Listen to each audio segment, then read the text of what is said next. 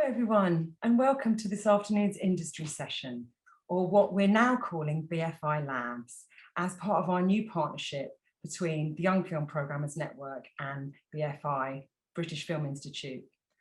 My name is Julia Andrews Clifford, and I am the manager of the Young Film Programmers Network. And my pronouns are she or her, and I am a white middle-aged woman sitting in a fairly dark room with a brown bookcase and a shelf with paintbrushes on it. And it is my pleasure to introduce this afternoon's session on Black film programming. These BFI labs are designed to give young programmers and young filmmakers and others the opportunity to gain industry insight, professional advice, and support to develop their practice through masterclasses, workshops, and Q&As. And today we are absolutely delighted to welcome Rico Johnson-Sinclair from CineQ and Liz Chege from Africa in Emotion. She's not waving yet. And to discuss ways in which you can make programming choices that support Black makers, curators, and audiences. The outline of the session is going to be that once I've introduced our industry speakers, Liz is going to interview Rico for half an hour with our questions. But at 5 o'clock, it's over to you lot. So you've got any time between now and then, any questions you've got for Rico or Liz to put in the Q&A function rather than the chat, please. And at 5 o'clock, we'll start fielding those questions to them. Finally, we've got live captioning. So if you'd like to access those, go to the captions button at the bottom of your screen. So let's get started. Hello, and thank you both, Rico and Liz, for joining us today. It's a very exciting session for us to run, very timely. Rico, I'm first of all going to say a little bit about where Rico is coming from. So Rico is director and lead programmer at CineQ, which is Birmingham's queer film festival, which prioritises queer and trans people of colour. It's now in its 4th year, and he's also a member of the new Black Film Collective and has recently been appointed the Race Equality Lead for the BFI, British Film Institute. He also does lots of other things, I don't know how, and that's why we're so delighted he's come today, because he's got a pretty busy schedule. He's also a creative, but outside of programming and exhibition, Rico consults with organisations around events that focus on inclusion and diversity. He's currently the manager of Shout Festival, Birmingham's queer arts and culture festival, and he's previously worked for organisations such as Coventry City of Culture and Film Hub Midlands. He's also recently produced the BFI network-backed film Sweet Mother, which explores themes of race and sexuality through the lens of cultural ostracisation. Just to say a quick hello, Rico, and thank you for joining us today. Hey, I'm Rico, a black male with a short curly afro, wearing round glasses, green jumper, and sat in a white room, and my pronouns are he, so I'm just going to say hello. Brilliant. Thank you, Rico. Your sound for me is a little bit, I'm not, so maybe go a bit closer to the microphone or something. Cool. Hopefully other people aren't experiencing that. Thank you and welcome. And so also it is our great pleasure that we got Liz Chege to join us to do the guest interview today. And she also is an extremely busy woman. So thank you so much for coming at short notice. Liz is a film programmer, critic and curator, and was recently appointed as Festival Director of Africa in Motion, which is now in its 15th year and has screened around 850 African films to over 57,000 people in Scotland since its inauguration in 2006. It's pretty amazing figures. But she is also a Berlinale talent alumni, which you might explain later, and founding member of Come the Revolution, a collective of creatives and curators committed to exploring Black life, experience and cultural expression through cinema. She also is a marketing specialist and was recently headhunted for the job Africa in Motion. So both Rico and Liz have many roles and strings to their bow. So when you're thinking of your questions, you might choose any of those different aspects, as well as the subject that we're primarily discussing today, which is Black film programming. So without further ado, I'm handing over to Liz. Thanks very much. Thank you so much to Julia and BFI Labs for having me here. I'm so delighted to be here and to share this stage with Rico, who I'm proud to also call my friend. I guess first I want to say I go by she, her. I'm a Black woman with long Black braids sitting in a very white room with a picture frame to my left. Okay, so I think we'll get going. Rico, maybe tell us about where your journey into film began and opportunities or jobs that led you to where you are today. I think my journey to film didn't begin with film, and I think that's a really important aspect of my journey, but also the work that I currently do. So I was a child that was obsessed with stories. I used to be the child that would go to the library and like rent out as many books as he possibly could on his library card, and I even occasionally take some when I couldn't get enough books, but I'd always bring them back. And so I was really obsessed with stories, and I had limited resources to go to the library as often as I wanted. And so really I started to write the books that I wanted to read so I could read them. So I'd sit there and be like, you know what, I really want to read a story about a bunch of people that get lost in a cave. And so I'd write this story, and it was terrible, but I wouldn't know it was terrible. Just so I could read it back and get lost in the characters and get lost in the worlds that I built. And so I think that my journey towards film only really started later on in my life, and that's just because film as a like format is pretty inaccessible, really, especially for a young kid, single parent household, benefit household. That film in a cinema especially isn't conceivable, and I was far too young for the kinds of stuff that was on film for, but I did get to that later. So yeah, it was only when my auntie took me to see Recess Schooled Out for the first time that I was like, oh yeah, this is pretty awesome. And it wasn't even the film. It wasn't Recess Schooled Out. It was the collective experience of all these other kids in this one space experiencing something together. And I think at the young age I couldn't really put words to it, but it's also something that about stories are largely imagination, but when something's on screen, it quantifies it. And I think that in that moment, in that shared experience, and having the thing that would exist in my own head shared amongst other people, I really kind of like gravitated towards that. But I think that's something I put to one side again because film isn't accessible, and I wasn't around a lot of people that experienced film. I wasn't in a city that had a 3-screen independent cinema. We could go to the Odeon, or we could go to, you know, Cineworld, or we could go to the Mac, which I didn't know about then because I wasn't living close to the city centre. So yeah, I think, so I did dance at college.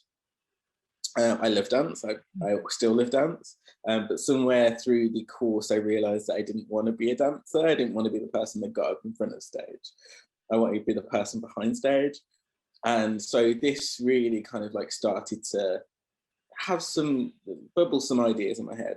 And also, like, one of the things I feel like I have to say is, like, we don't talk about piracy enough in this industry. And when we do talk about it, we only talk about how it's detrimental to the industry, but we don't acknowledge that piracy is actually like one of the main ways that low-income families or low-income households get into film. And I'm one of those people. Like, I wouldn't have the interest in film that I have now if it wasn't for piracy. So my way of accessing piracy when I was younger made these ideas bubble away in my head, and I thought about film as stories that you choreograph and that are brought to life on screen, and that was me connecting all the dots. It was me going like my writing past, my dance past, and bringing those to a screen because of that experience I had when I was younger, watching Recess Schools Out. So I went to uni. I studied production for live events and TV because I thought it was going to bring me more employability, even though I did get onto a media practice course, which was specifically film. I just didn't see myself in the film industry, so I didn't believe that I could make a success in the film industry. And I was really wary that I was self-sufficient because, I mean, I've been independent since 16 years old and had to be self-sufficient. So I was conscious that I didn't pick a career that I didn't spend so much money to study and pick a career that wasn't accessible or sustainable for me. And it was only really when I left university and I was in London and my rent was £950 and I was unemployed that I was like, okay, I've got to move back to Birmingham because this life is unsustainable and I'm going to end myself in hot water if I don't. And so I moved back to Birmingham, and I had predominantly been consumed by the thought that I was going to work in film production. That was my one driving factor. But an issue with Birmingham is that there wasn't much resources for emerging talent going into the film industry in Birmingham because there wasn't enough film production going on in Birmingham. And also at the time I had a psychotic break and I had psychosis, which presented itself as auditory and visual hallucinations. And the way I describe that is, it's like you're cooking in the kitchen, you've got the radio on, and it's at that slightly irritating level where it's a bit too loud, but you can focus over it. So you can still crack on and cook, but like it annoys you, it's there in the background. And so that was my experience, and still is my experience a lot of the time. So I didn't know if I could work. So what I did was I volunteered for 17 different arts organisations in Birmingham, because with volunteering, there isn't the same responsibility as it would be if I got a job. So if I wasn't feeling up to it, I knew that I had the option of calling up and saying, like, I'm not coming in today, and it wouldn't ruin my prospects at having a future career because it's volunteering. There's less stake in it.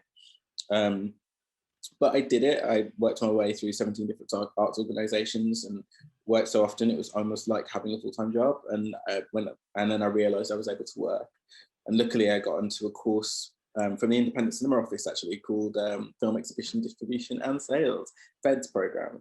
And that was really a game changer for me because although it wasn't production based, it was exhibition based. And I was really interested in the exhibition sector because of volunteering with Flatpack during that period of time.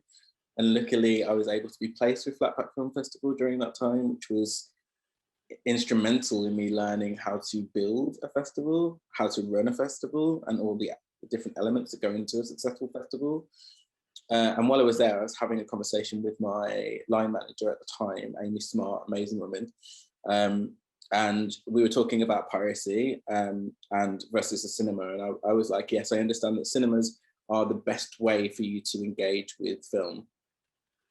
But then also you have to acknowledge that for Black audiences, for queer audiences, cinemas aren't programming us. Like mainstream cinemas aren't programming us. Independent cinemas barely program us. So for people that, like me, that want to see ourselves reflected on screen, want to see our communities and our stories on screen, piracy and streaming platforms like Netflix and Amazon Prime are the only way to access that. And actually, Amazon Prime and Netflix at that point, they weren't streaming a lot of queer content because it was still at that, or a lot of Black content because it was still at that point where they didn't really understand that equality was necessary as part of their platform. And her argument was like, I understand, but if you don't see it, then why don't you build it? And so I went out there and created CineQ. And so that was really my first step. But I feel like I've filibustered half this meeting just talking about my journey. So yeah, from CineQ, I kind of like, I always did CineQ in the background. So CineQ was always something that I did because it didn't pay. Like film exhibition, when you're setting it up yourself, and especially when you're relying on the hubs, even though the hubs really help the film activity themselves, it's hard to get paid proportionally for the work that you do. So we always had to have a full-time job alongside CineQ, which is why I've kept myself so busy, because I've always had to work full-time and then work in the film industry and be consciously aware of the lack of opportunities in Birmingham to join the film industry as a paid member. So having to always keep that connection to the industry while I was able to sustain myself because I was independent. No, that's great. Thank you so much. You've already touched on some of the other questions, so don't worry about the lengthy answer. But I wanted to take a moment to make space for you sharing something so personal, and it must still be so distressing. So thank you for sharing that with us. Are you the only member in your family that's in the arts? If it's anything similar to my experience, you touched on something really great, which is what I love about film, is that it captures so many different arts in one form, which has been my experience being involved in different areas. Um, so are you the only member in your family? I am the only member of my family that's in the arts, but not the only member of my family that's artistic. I think I Right. actually get my love of film from my sister. And I don't speak to a lot of my family at the moment, but I still speak to my sister. I haven't spoken to a lot of my family since I was 16, but I speak to my sister. My sister was, and probably still is, a great graphic artist. And I was jealous of her, like, her artistic nature, and tried to emulate it. So that's really what got me first into art. I think that as time progressed, I wouldn't call myself an artist, I'd call myself a creative. I don't have the skill to back up being an artist, but I do have the skill in creation and creating space and creating, creating space. So yeah, I call myself a creative. Okay, great. You produced the film Sweet Mother, which I know Julia mentioned earlier, and it premiered at BFI Flair. Is this the first film production you've been involved in? And what's next? What was that experience like? It was the first production in which I had a prominent role, and it was my first production where I was producer, and it was terrifying. It was nourishing to be working with the people that I worked with. That set, it felt like home, and that was because of a great cast, a great crew. Kemi, who played Ophosa's mother in the film, made us all feel so joyful all the time. Tolu was a great talent, but also like the crew that we had made it feel like home every day. We all worked so hard together, and we all appreciated it was about the work, because the story was so close to both mine and the director's hearts, that it was really kind of important to us that we made the set feel as good as possible while telling a story that might be triggering or full of trauma for us. We had to have the set directly oppose subject matter. Yeah, so it was fun. It was great. I would do it again. I think, but the thing is, when you're a producer, you are in charge of helping bring to life someone else's vision. And I found that really difficult, because I think there's this rule, again, speaking transparently, that we're all fundamentally selfish because we all have to care about ourselves first, because we exist as ourselves. And so whilst I felt nourished from being a producer, there was also the small selfish part of me that was like, I want to do something for me. I want to bring my own vision to life. And so, yeah, I made this rule that was like one for me and one for you. So I produced that film, and for the next film, I might potentially be creating my own film. I might be writing, directing my own film, which I will update when I can update on. Cannot wait, cannot wait. Tell us a little bit about CineQ. I've seen you describe it as a community. It started off as a community watch group before. Tell us about your role in CineQ, and maybe what does a typical day look like for you, since you're involved in a million things, and how will you balance this with the BFI role? I've become very good at compartmentalizing, and I compartmentalize by subject and time. So a typical weekday for me is to wake up at, say, about 8 o'clock in the morning, because I'm not a morning person. So I'd wake up at 10 if I could. Go have my, brush my teeth, have my breakfast, shower, sit down at the computer, do the 9 to 5 job. And I always try and make sure those 9 to 5 jobs are just as nourishing and just as important to me as all the other work that I do alongside that. Then when it gets to 5 or 6, I do 2 hours of supplemental work or whatever I'm working on the side. So whether that's a freelance project, or working with We Are Parable on the Who We Are project, which is currently touring, or you know, working with grassroots organisations to reimagine film programmes or anything like that, I'll give that the 2 hours after I finish work. And then from 8 o'clock onwards, or from 9 o'clock onwards, if I'm feeling especially pushy, I'll just do things that I enjoy for about 3-4 hours. And I just get by on that because my work nourishes me. So I don't have to feel like sometimes I do feel like I need more. I need like socialization or something like that, but my work nourishes me, so I never feel like I'm missing out on anything. But then on the weekends, on the Saturday, I do a day for me, and then on Sunday, I do half a day for me. So I'll be working on like things like films or CineQ on the half day on Sunday, and occasionally I'll switch those around and do a half day of work on Saturday, half day for me on Saturday. And so, yeah, that's really the way I manage my week and try and compartmentalize my brain. So when I'm not looking at it, it doesn't exist. And the way to do that is to make sure that I make really comprehensive lists.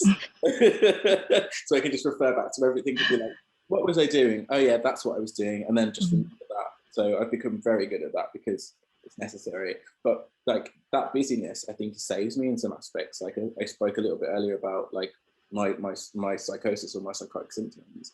And the way I manage that is by becoming so busy that I don't notice them. And like I said, it's like cooking in the kitchen, and you can focus on what you're doing and that noise gets drowned out. Now, when I'm not focusing on cooking and I'm not focusing on what I'm doing, that noise can become very loud and very present. So it's almost like the work saved me in some respect. Do you still dance? I do still dance, but now it's in the, you know, darkly lit clubs or in my own house. I don't do routines now. I do like freestyle contemporary and occasionally some like ballet moves and a bit of freestyle. But yeah. Great. We're going to talk a little bit more about programming. And we discussed this before, but you know, the term Black programming, and although there is value in specificity, you know, I guess I wondered if maybe there's a way of thinking of this differently. You know, we want to be known just as programmers, but at the same time, our work is important to us, right? So I wondered if you have any feelings about that. Yeah, I definitely feel like I'm okay with the most part from being known as a Black film programmer, but that's not all I am. And this is where it's like really contentious within me, because I realize that a lot of the things that I program, right, specifically Black and queer, like that is my area of focus. Like, and because that's my experience, that's where I feel like my area of focus should be, because that's where my authenticity sits. But I don't just want to program Black work. I don't just want to program queer work. I want to program all work. Similarly to being a filmmaker, I don't just want to make Black film. I don't want to just make queer film. I don't just want to make queer and Black film. I want to be able to expand but authentically to tell the stories that I think relate to my own experience, because I think that's so important. So yeah, I think that Black film programming is an important phrase for maybe people that aren't part of our community, part of the Black community or the queer community. But maybe when we talk about it within our community, it becomes a bit redundant, because all Black people in the programming community can't be Black film programmers. It doesn't work. So yeah, it's interesting. It's really interesting. I think there's a dynamic there, but I think language is evolving and we're just starting to understand that what we say and the nuances of how we say it really matter. So I think that like that phrase is indicative of that, right? We're used to it because we've heard it, but is it sustainable over a period of time as language changes? I love that approach. I do worry sometimes that, you know, it becomes so generic. For example, I know on Netflix they have the Black Lives Matter program, but the strand, but what does that mean? Do you know what I mean? So yeah. Definitely, like, yeah, I don't, this is the thing, like if you say something like racial equalities, it makes sense, but if you say like it's a Black Lives Matter program, does that mean every single film on that program is about police brutality? If it's not, then it's not a Black Lives Matter program. And there are issues that are attached to Black Lives Matter as a movement that aren't specifically about police brutality, but that's where the movement stems from. And unless it's one of those specific things that are outlined in the manifesto from Black Lives Matter, then why are you saying it's a Black Lives Matter program? That really annoys me, yeah. I've been seeing a lot of that around. Okay, so do you have any examples of programs or events that you're particularly proud of? Yeah, I mean, it's funnily enough, the program that I'm the most proud of was a program that didn't end up happening. So the second year of CineQ as a festival, we had like a really interesting bunch of events, but one of them was specifically around Caribbean cooking or cooking from the African diaspora, and a screening of Tongues Untied by Marlon T. Riggs. So Marlon T. Riggs' Tongues Untied is one of my favorite films, and actually like instrumental in me unpacking a lot of internalized racism and internalized homophobia, like the damage that you do to yourself, right? So I was going to pair that with an artist that comes in and cooks a meal from the African diaspora to instill skills on queer, trans, and intersex people of color around cooking that they may have lost from not speaking to families, because that's my personal experience. Like, I had to relearn how to cook food from my culture because I stopped speaking to my parents. And it's really important that we address and we acknowledge that because of British culture being homogenous, while they say that it is so inclusive, like what British see as our culture is one homogenous thing. So when we are ostracized from our families, or when we don't have access to our families, we lose accents of our culture because we engage with our culture through our families. And so I was really aware of that as a queer person of colour, but also fellow queer people of colour, talking about the same things and how we wish we had knowledge of this, or wish we had knowledge of that, or had those skills that we saw when we were growing up. So I thought that was a really beneficial event to hold space for queer, trans, and intersex people of colour, but also to centre them in space. I think that's really important because we go into lots of spaces that aren't centred for us every day, and it feels like violence, right? When you go into an all-white space as a Black person, it feels like violence because everything is catered to white people, and that's hard. So I thought it was really important to not only hold space for queer, trans, and intersex people of colour, but to allow people that weren't from our community to be consciously aware that the space was held for queer, trans, and intersex people of colour, and that makes them consciously aware of the role reversal when the roles are reversed, how people of colour might feel in a majority white space. I think I speak for everyone listening that we hope you get to do this program, and please hit me up if you need support in making it real. We were talking about failure in a previous conversation, and there's a woman I admire greatly. Her name is Shamadine Reed. She's a business leader, and she just set up a new media company. And she talks about how she uses the word fail as first attempt in learning. And I wondered, in your experience, have there been any situations or seasons or programs that you really wanted to work but they didn't for whatever reason, and what you learned from them? Yeah, I've got so many. I like the thing is, I try and do so much that inevitably some of that is going to fail. But yeah, there's such value in learning from failure. It's one of the most powerful tools for learning. I think a lot of people are afraid of failing, and it actually stops them acting. It's like a form of inaction. And I find it galvanizing because when I fail, I know exactly why I failed, because of like getting so into it, looking at public feedback and like talking to my friends or people that were there and finding out why it didn't quite work, and then feeding that into all my future work. It's the way you improve. But like one of these examples, I guess, was I wanted to do a screening of Party Monster, which is probably one of the most like infamous queer films, which looks at the club kids scene in New York, in the kind of like gaze of this like iconic murder that happened at the time. And I wanted to do it on Halloween and then follow it up with a dance party.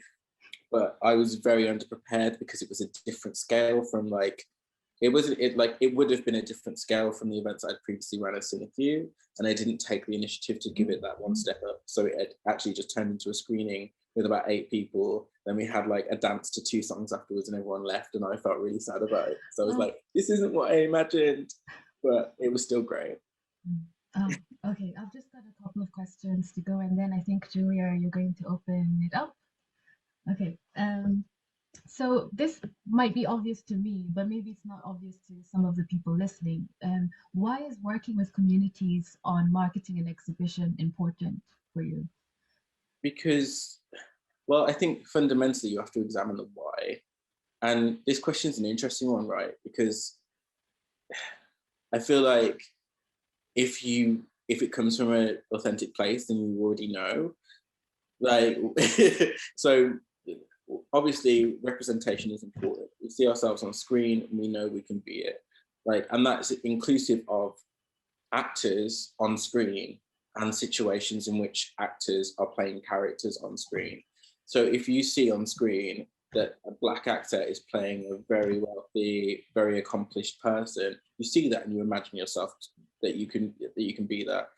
But additionally, I really think that if you see a Black actor on screen, like if they have like a body type that you don't usually see, if they look more like me, right? So I think that then you can also imagine yourself on screen. So it's a twofer.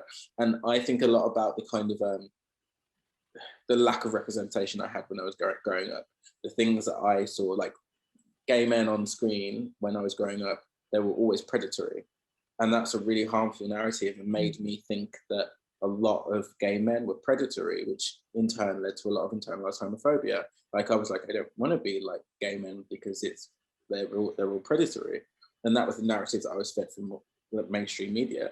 Similarly, with race dictates that mainstream media dictates that people that are Black are criminals, they're thugs, and that used to be the only narrative. So I internalized that and was like, yeah, I don't want to be that Black person. I don't want to be a thug or a criminal.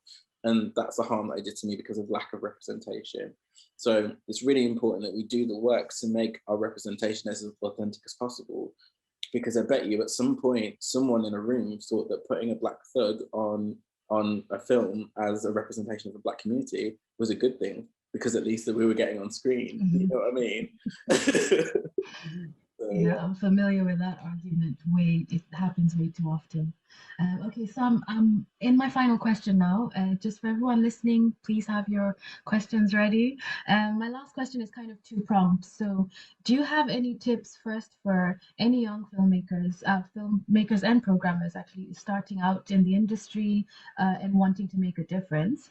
And then the second part is, do you have any advice for programmers of color specifically and the barriers that they may face coming up, which I know you and I have spoken of, like tokenism and performative allyship? I think both of these questions are kind of intertwined, right? I think that if you're a young programmer or filmmaker coming up, the best thing that you can do is listen. Like, you are not always going to know the answer, and for you to think that you do in any given situation is like, it's entitled, right? And also, like, the biggest thing you can do, and this is so important, is like never tell a person what their experience is. If someone is telling you like your idea is racist, or the way that you're looking at this is racist, or even if someone says like a little gentler version where it's slightly problematic, like, you need to listen to them, because they are the perspective that you're reflecting, right? So you don't say like, oh, I don't think so, because what right do you have to dictate that? It's not. If we look at things on a global societal scale, it's not the job of the oppressed to try and convince the oppressor not to oppress them. It's the job of the oppressor to deal with their own stuff. And so I think when you're a young film programmer, you have a really great opportunity to avoid learning all of the bad habits that are everywhere in the film industry that lead to the constant oppression, tokenization, and marginalization of diverse voices. But more than that, have fun. when you're a young film programmer, when you're a young filmmaker, just have fun with it, because those are the times you're going to be learning. Like, no one, like, if you are the next, I don't know, Steven Spielberg when you're young, that's fantastic. You're going to rock the industry. But no one's expecting you to be that, because when you're a young filmmaker or you're a young programmer, that's when excitement happens. And also, like, when you're a young programmer specifically, be very aware that the thing that makes you unique is like your biggest strength. I always look at film programmers and some that call themselves curators in the industry, and they're all led, their perspectives and their vision is led by this archaic romanticization of like film from the 50s, right? Like the first silver screen films, like, and this is why films like La La Land, you know, lauded in accolades. But I think that when you're young, and especially this generation, we can see that films from before 1990 were generally very problematic, and films from before 1990 were borderline racist all the time. So we have a unique opportunity to finesse our voices and to make our voices very specific about what we want to speak about. And I think that's super exciting. And in terms of people of color, in terms of people of color that are programmers, like generally really have a strong support network, because although a lot of work is being done in the industry to dismantle these problems, I'm not going to sit here and lie to you and say that the problems aren't there. You are going to deal with so much horrible stuff throughout your whole entire time working in the industry until you get to a point where your voice is heard. And throughout that process, you're going to need a really good network of people that understand and experience similar things to you. So that is essential. Great. I'll hand over to Julia now, I think. Okay. Yeah. Thanks so much, both of you. I mean, I've got loads of questions and I'm like, oh no, but we better go over to the Q&A to reiterate. So now is the time to flood the Q&A with your questions. I think I will start with one before we do, because I think it's really, really insightful to think about how young programmer groups that are out there who don't have a Black person or person of color on their teams, how they go about it, because there could also be, you know, you're talking about fail. Yeah, it's like, it's a very risky fail to do. So we had talked about recruitment at the kind of the nub of this. Yeah. Could you say a little bit more about that? So that where there are groups where they haven't got representation, don't feel scared off and kind of then just omit it through fear of getting it wrong. Yeah, I think that fundamentally the thing that has to underpin your work is that with any human being, communication is key. And if you are having a conversation that isn't led by ignorance but led by understanding, and you are polite, you are forthcoming, you are honest with your perspective and where you sit, I don't think there'll ever be a situation where you are burnt by that. But yeah, when you're programming and you want to be inclusive, especially if you're not from a marginalized group, or you're not Black or a person of color, I think it's really important that you understand that the time to get people of color, Black people, marginalized groups involved isn't once you've come up with the idea to help with marketing. It's at the very beginning, at the inception of that idea. If you sit down and say like, oh right, yeah, I want to do a program of films, one every month for the next year, that looks specifically at the Black experience, as soon as you've had that thought is the time to reach out to the Black community. And there's two reasons for this. The first one is authenticity, which is very, very obvious. Like, if you want authentic voices, if you want an authentic voice in your program, then you really should be talking to the people that are in those communities.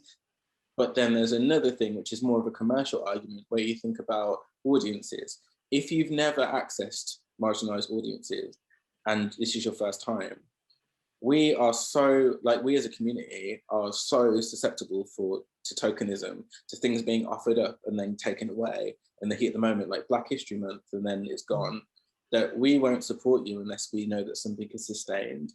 So the issue that you'll have at the beginning is getting a marginalized audience or Black audience or a queer audience or audience of people of color engaged in your program in the first place, or engaged in you in the first place, because we've dealt with it so long now. We often champion Black-led stuff because, I mean, why not champion someone who creates specifically for us?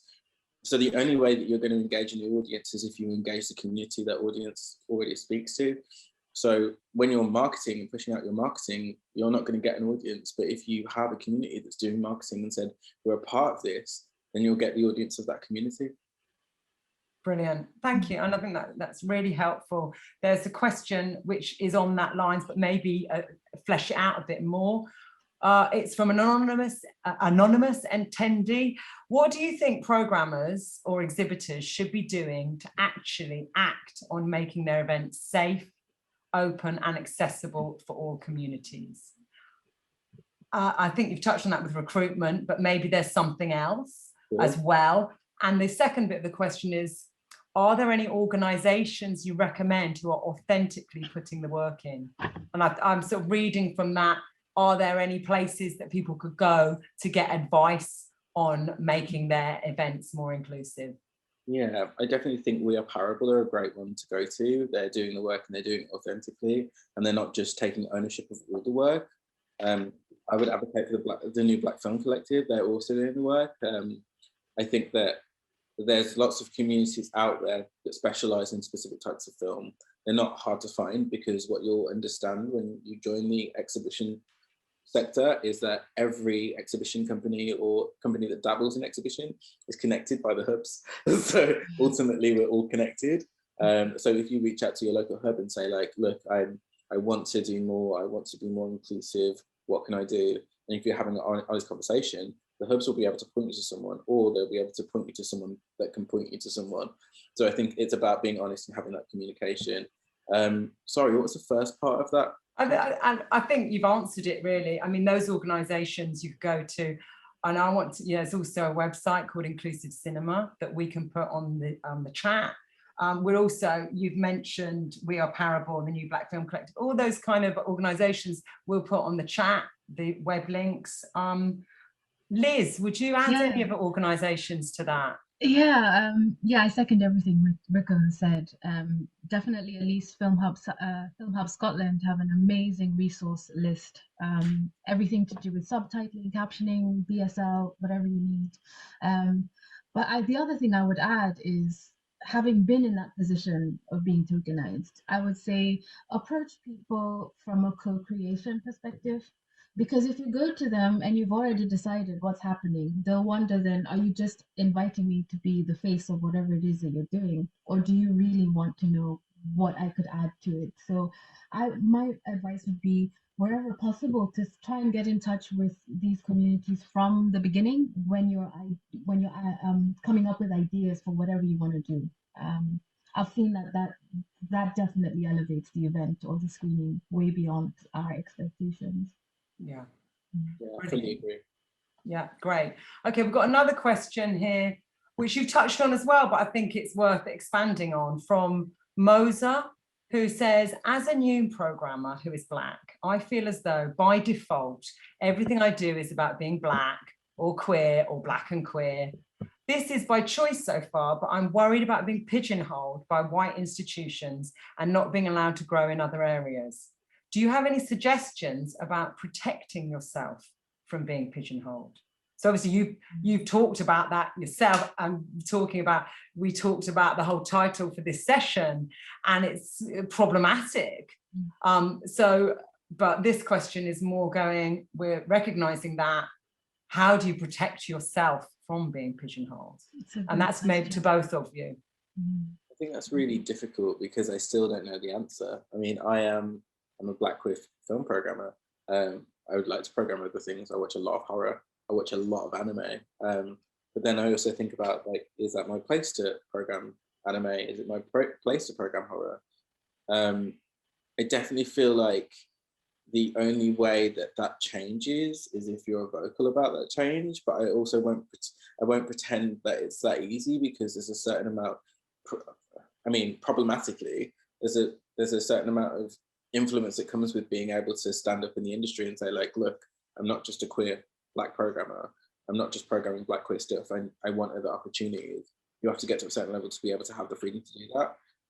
I think that's specifically bad in the Black community, but it is also an issue in programming generally. The people that have positions of power to program are desperately trying to retain those positions of power to be able to program, because it is such it's a field with such sparse opportunity, especially in like the regions outside of London as well.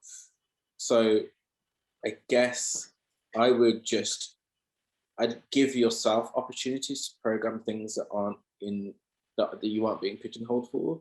I think it's really difficult to expect institutions or organizations to give you those opportunities to program films outside of what they think your speciality is. But if you give yourself those opportunities, if you say like, look, I'm gonna throw a community cinema with my local community and I'm going to program films that aren't Black and queer, then you're already proving yourself as a programmer that can expand outside of what your special like programming voice is. It's a great question, Liz. Yeah, it's a great question. I would say, I guess I can only speak from my own experience because I didn't study film either. My route into the film industry is chaotic. But anyway, would you like to quickly tell us about that? Because it's extremely interesting, but it also relates to how white organizations can be allies. Yes, and it's a very good example of how that person in power did see your passion and was an ally. So yeah, maybe tell us that just briefly. Quick diversion to the short version of Liz's journey. It's not as long as Rico's. We can't have it as long as Rico's. It's a good point because it answers my question, the question in the right way actually. So my background is in architecture and town planning. That was my double major, and I practiced for a short time, but I was blogging about African cinema at the same time as a hobby. And then got into the Berlinale Talents program, which was really competitive. And actually, I was discouraged from applying, but I got in the first time, and I'm super happy about that to this day because it changed my life. It kind of helped me confirm the idea that changing career was the right thing for me. And then I came across Watershed Cinema in Bristol. This was kind of when Twitter had just started to become a thing. And Googled the picture of the cinema curator, Mark Cosgrove, and introduced myself because he had been following my blog. And because he could see that I was always there, he kind of like took me under his wing and treated me almost like a member of staff where I had tickets to attend screenings whenever I wanted to. And through that, he didn't ask for anything in return. That was the thing. Like it was just a welcoming gesture. And through that, got included in other programming activities and screenings and learned the ropes of exhibition from volunteering for film festivals and so on. So to answer the question, I would say focus on the transferable skills you've got, because that's actually what got me here. While promoting my blog, I learned about how to market on social media and so on, and through that got to become a freelancer as a marketing specialist. So, and that way I worked on stuff that had nothing to do with Black film programming, even though that's something that I was known for through Come the Revolution and the African Film Festival in Bristol. So I think the more you can focus on other things you can offer, the more opportunities you find yourself in. And many times those opportunities don't look like opportunities. So it's just about speaking to people and attending things and networking as much as you can. I'm an introvert, by the way, so networking doesn't come naturally to me, but it's important. That's brilliant. And you know, the next question, which relates, I think, the fact that you've both worked with large organizations, but you've also been very proactive in a DIY approach. You know, if it isn't there, I'm going to build it. And the question is from Laura Taylor Williams. What are the first steps or actions you took in setting up CineQ?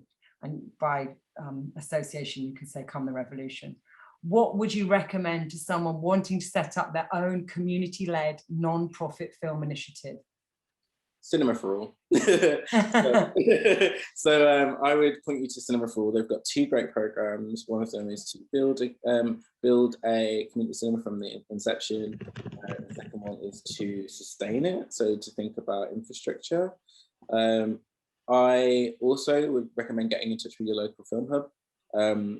They'll often run either one-to-one sessions with you if you're looking at building something, or they'll run sessions generally. I know that my local film hub here in Birmingham, which is Film Hub Midlands, does like film camp every year, and had a program called BYFN, which is called Build Your Own Film Night. So there's a lot of kind of things like that you can engage with, start thinking about how you start to build. But I definitely think Cinema for All, because they're the British Federation of Film Societies. So they're literally there to help you set up community cinemas. They can take you from A to B and then point you in the direction of funding, which you'll probably get from your local hub, but they also can supply a small amount of funding for you. Brilliant, thank you. That's invaluable. And Liz, do you want to add anything to that? Maybe remind me of the question.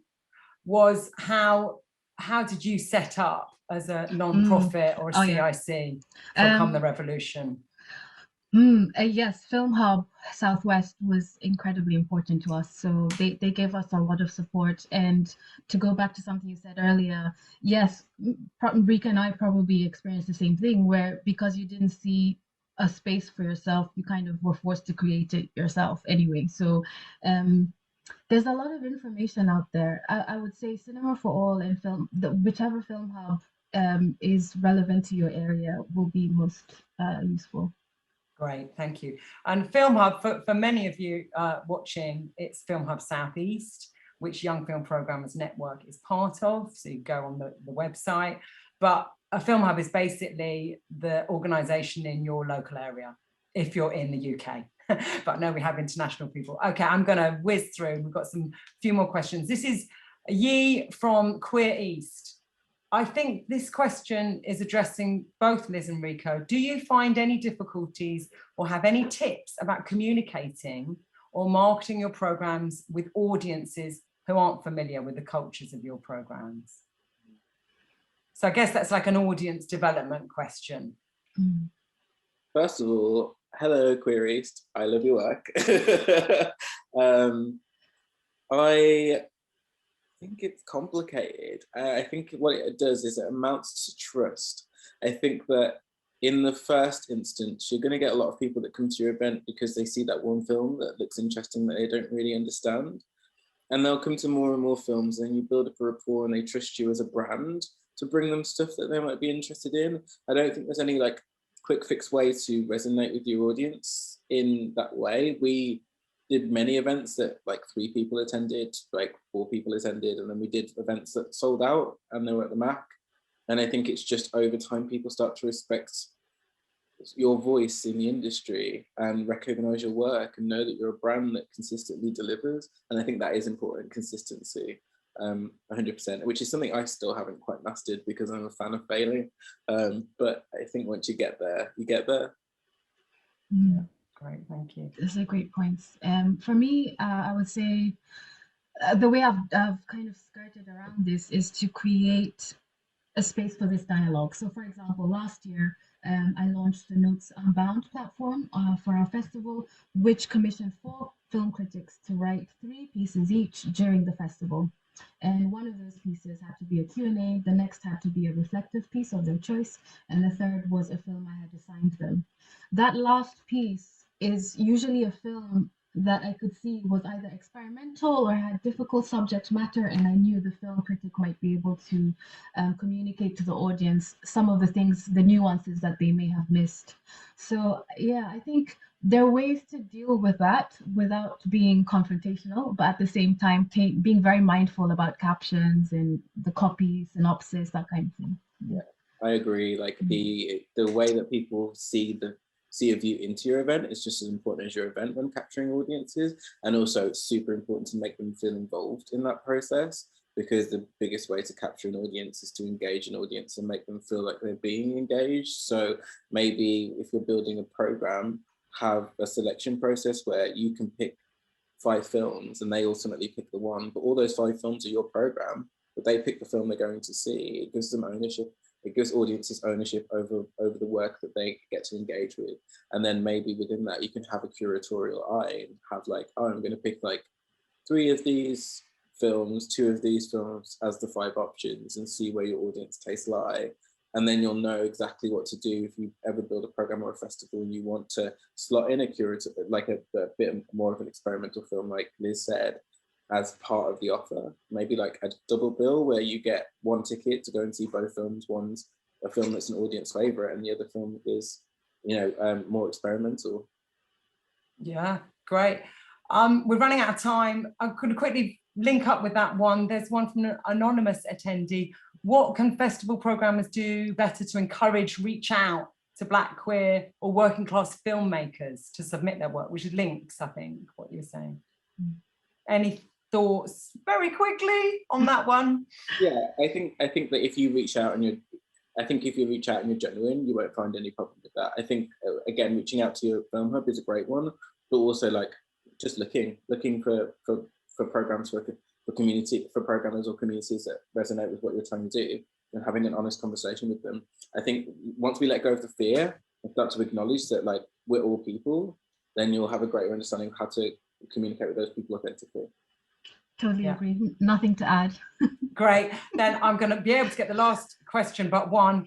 Thank you all for such a brilliant session. Do you have recommendations about how to reach out to marginalised communities offline, not just using social media? I mean, for example, for us, something we're dealing with right now is how do we get mobile data, Wi-Fi data to these communities that may not have access to that? So we're brainstorming around that. How do we work with local libraries? That kind of thing. So I don't have concrete answers, but it's kind of just trying to be imaginative about it. Yeah, Rico, maybe? Yeah, digital poverty is such a big thing at the moment, especially because we all exist online. And that is one of the most important things you can do during this period. I still don't think we're at a moment that we're safe to do interpersonal like collaboration or outreach, because COVID disproportionately affects the Black community, and by going into a Black community and saying like I want to work with you interpersonally, you might be putting that Black community at risk. That's something to be conscious of. But when we are in a moment where we're able to do that, when we are in a place where we can do that, I think again it's about authenticity. It's about understanding where the community you want to reach out feels comfortable, and not getting them to come to you, but going to them. So if a Black community is really proud of like a community group or a community centre, it's why not put the film event on at the community centre, so it's a relaxed space. It's something new, but they feel comfortable there because it's their space. I think communities have to have ownership over their own work because they are communities, and they've existed as communities before you decided to step in and do stuff. So it's about catering for them, not them working for you. I would also say maybe don't ignore the social media aspects, because, for example, there's a program that we're going to screen next week about African Jewish communities, but the way we're going to access these communities offline in Scotland is through the synagogues, it's through the mosques, it's through like all these interface groups that are online, and they know how to get in touch with the people offline. Yeah, off the back of that, just quickly, like your local community and working together in your local community is the most important thing you can do. Going on Twitter and having people in your local town or in your local region championing your work is going to, just to blow up your audience. So yeah, I'd very much recommend that. Brilliant. Amazing. There's one last question. We're going to overrun a little bit because I think it's really important. Lorna Jackson has said, "Hi, Julia. I'd like to put your initial question back at you. How is your organisation ensuring it has a diverse workforce?" Great question. And obviously, in preparation for this session and our whole new funding with BFI Education, we have a little bit more money now to look at our recruitment practices for young programmers and for the training that we're doing for the facilitators for the groups. So that's within young programmers, and we are hoping to recruit more Q&A guests and pay them not much, we don't have much, but some freelance work out there. So that's in train and we're working on it. The ICO actually run a Fed, it's called Feds, which I don't know, maybe one of you two might want to mention it, but that's a specific traineeship of about 10 months paid to reach people like working class, people of colour, who wouldn't maybe necessarily get that opportunity, I think, but maybe something about, I'm running out of time, but say a bit about that. They also have a working party at the moment looking specifically at this and considering all of the structural racist questions that have been raised by Black Lives Matters, as well as a blog and many documents about different aspects of inclusive cinema. But absolutely, it's a great question, and we're all working on it, and we're all learning a lot through each session, and we'll be continuing this strand along with disability access, along with LGBTQ and low income and digital poverty, all of that. But we're working on it basically, and we're allies. We're doing, you know, we're thinking very very hard about it and trying to work with our new bit of funding to make a bit of change. But we don't have enormous funding, but what we have we'll use. We've run out of time. Thank you so much. It's been brilliant having Rico and Liz here. Thank you for your time and the fantastic answers you've given. Rico has also recommended 3 films for a watch party. So if you didn't catch those, they are The Homecoming, which is on BFI Player, One Night in Miami on Amazon, and Promising Young Woman on Sky or Now TV. So enjoy. We haven't got any more time to say anything about them, but if you've got comments or feedback, you know, we have the Facebook group, please give them to us, and any comments from this session. It has been a pleasure, and we've got to go. So sorry to end. I think we did all the questions. Thank you both. Thank you for having us. Bye.